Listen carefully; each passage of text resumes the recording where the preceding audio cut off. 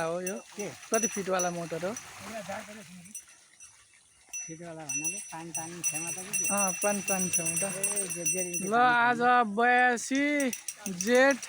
30 गते ठुलो आज हजुर होला 30 गते बारीको लागि कृषि समर्सियल हालियो अब 1 बिघा 2 बिघा 3 बिघा जति पनि धान मकै जौ गहुँ चना बोडी जे रोपे पनि आजबाट यहाँ हालेर पूजा गर्दै हो।